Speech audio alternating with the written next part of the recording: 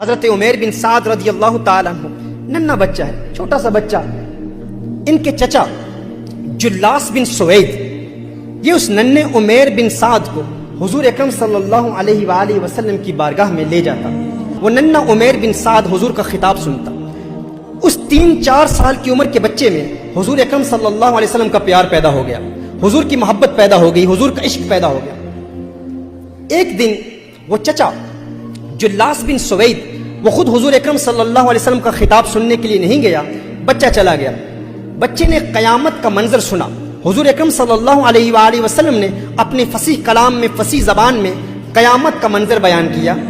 بچہ حضور اکرم صلی اللہ علیہ وسلم کا واعظ سننے کے بعد جب گھر آتا ہے تو خوشی کے مارے فوراً اپنے چچا سے ملاقات کرتا ہے اور چچا سے کہتا ہے میرے چچا جلاس بن سوید، آج آپ محروم رہ گئے. آج حضور اکرم صلی اللہ علیہ وسلم نے قیامت کا ایسا منظر بیان کیا ہے کہ قیامت کا سارا منظر میری نگاہوں کے سامنے ہے. اب اس کا یہ چچا جلاس بن سوید یہ ازلی بدبخت تھا، یہ منافق تھا، اس کے دل میں نفاق تھا، لیکن یہ اپنے بھتیجے کو حضور اکرم صلی اللہ علیہ وسلم کی بارگاہ میں اکثر لے جایا کرتا تھا.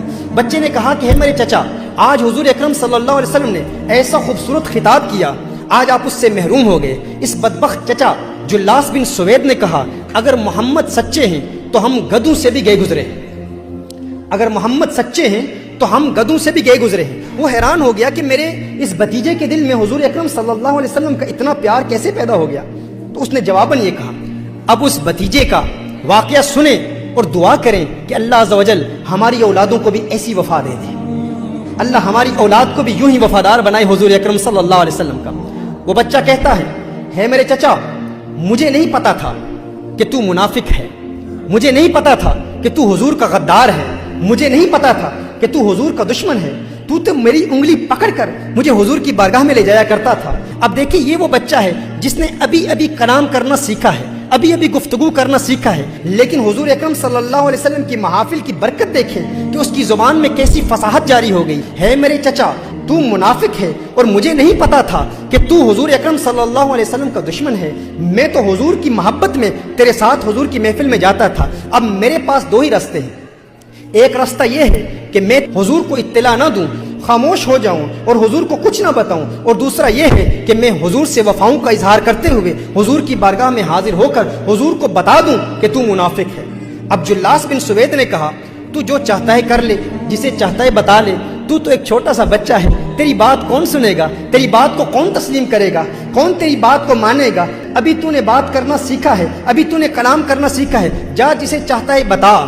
وہ بچہ جاتا ہے، حضور اکرم صلی اللہ علیہ وسلم کی بارگاہ میں حاضر ہوتا ہے اور عرض کرتا ہے یا رسول اللہ صلی اللہ علیہ وسلم. اب ذرا تخیل باندھنے کی کوشش کریں، چشم تصور سے اس منظر کو دیکھنے کی کوشش کریں. وہ بچہ حضور اکرم صلی اللہ علیہ وسلم کی بارگاہ میں حاضر ہو کر عرض کرتا ہے یا رسول اللہ صلی اللہ علیہ وسلم، آقا میں اپنے چچا سے بیزار ہوں، میں اپنے چچا سے بیزاری کا اعلان کرتا ہوں. حضور اکرم صلی اللہ علیہ وسلم نے ارشاد فرمایا ہے عمیر بن سعد، کیا بات ہے ننھے، کیا بات ہے، کیوں بیزاری کا اعلان کرتا ہے. اس نے کہا یا رسول اللہ صلی اللہ علیہ وسلم، میں اپنے چچا کے پاس گیا اور بڑی خوشی سے چچا سے کہا کہ آج حضور کا خطاب اتنا خوبصورت تھا، لیکن میرے چچا نے جواباً کہا کہ اگر محمد سچ کہتے ہیں تو ہم گدھوں سے بھی بدتر ہیں، وہ تو آپ کا گستاخ ہے. حضور اکرم صلی اللہ علیہ وسلم نے فوراً صحابہ کرام علیہم رضوان کو بلایا. میرے آقا صلی اللہ علیہ وآلہ وسلم نے ارشاد فرمایا ہے صحابہ تمہارا کیا مشورہ ہے، تم کیا مشورہ دیتے ہو، اور مشورہ کرنا یہ میرے آقا صلی اللہ علیہ وآلہ وسلم کی سنت ہے. حضور نے فرمایا ہے صحابہ تم مشورہ دو، تم بتاؤ. یہ چھوٹا سا بچہ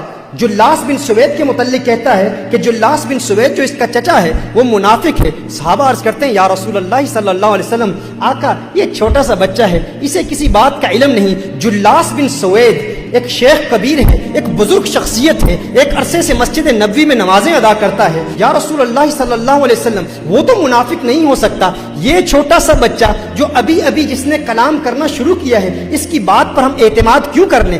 امت کی تربیت کے لیے اور مشورے کی سنت کو جاری کرنے کے لیے حضور اکرم صلی اللہ علیہ وسلم نے صحابہ کرام علیہم رضوان کے مشورے کو قبول کر لیا اور حضور اکرم صلی اللہ علیہ وسلم خاموش ہو گئے کہ ہم اس کی گواہی کو ابھی قبول نہیں کرتے، لیکن اس کی حکمت کیا تھی جب اس ننھے سے عمیر بن سعد نے دیکھا کہ حضور اکرم صلی اللہ علیہ وسلم اور صحابہ کرام علیہم رضوان نے میری بات کو سنا نہیں، تو میرے احبہ غور کریں اور دل سے دعا کریں، دل سے اللہ کی بارگاہ میں التجا کریں کہ اللہ ہماری اولاد کو بھی ایسی وفا دے دے۔ اس بچے نے اپنا دامن، اپنی جولی کو اللہ کی بارگاہ میں یوں پھیلا دیا اور آسمان کی طرف دیکھتا ہے۔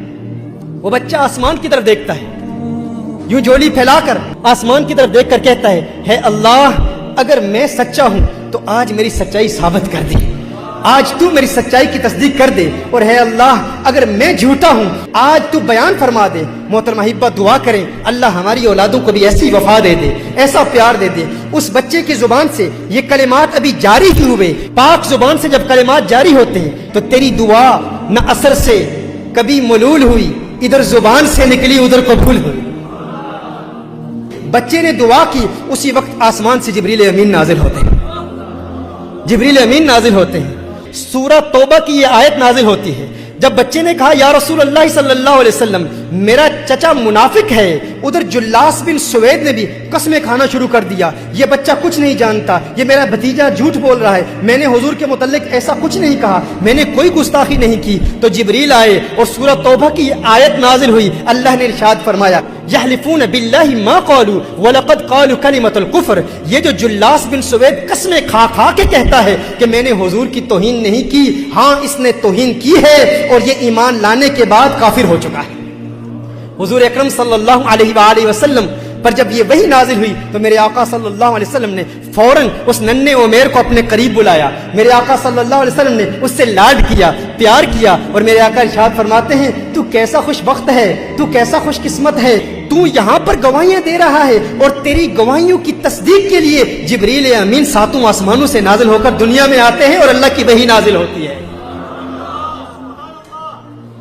محترم احبہ جب آپ اپنے بچوں کو اس عمر میں یہ واقعات بتائیں گے تو آپ کے بچوں کے دلوں میں حضور اکرم صلی اللہ علیہ وسلم کی وفا پیدا ہوگی۔ بچوں کو بتائیں ہے میرے بیٹے اگر میں حضور اکرم صلی اللہ علیہ وسلم کا وفادار نہ رہا، اگر میں نے حضور اکرم صلی اللہ علیہ وسلم سے غداری کی تو تیرا مجھ سے کوئی تعلق نہیں، اور اگر تو حضور اکرم صلی اللہ علیہ وآلہ وسلم سے غداری کرے گا تو میرا تجھ سے کوئی تعلق نہیں۔ یہ محبت کا تعلق، یہ پیار کا تعلق، اس کی بنیاد کیا ہے؟ حضور کا پیار ہے۔